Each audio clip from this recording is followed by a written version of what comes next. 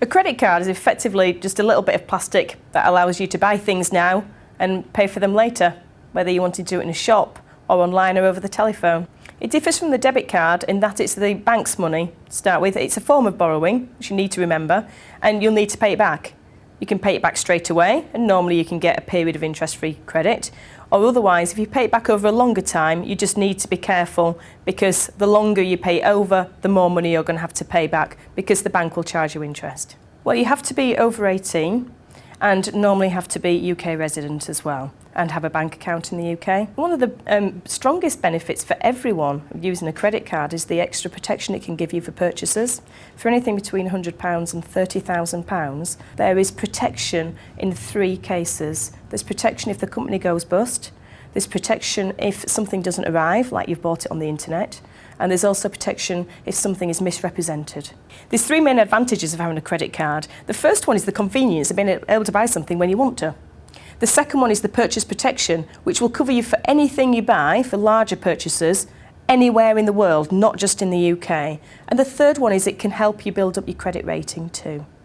The way the interest is calculated on a credit card can vary depending what kind of purchase you're doing. If you're buying something, you would normally get around 56 days interest-free credit.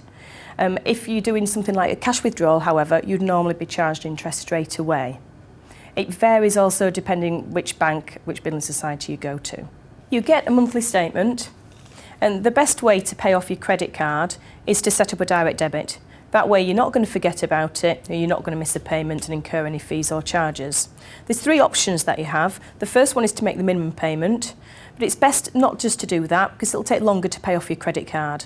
The second one that will suit some people, but not all, is to actually set it up to clear the credit card balance, whatever it is, every month automatically from your current account. And the third option is that you can actually decide how much you want to go out by direct debit every month.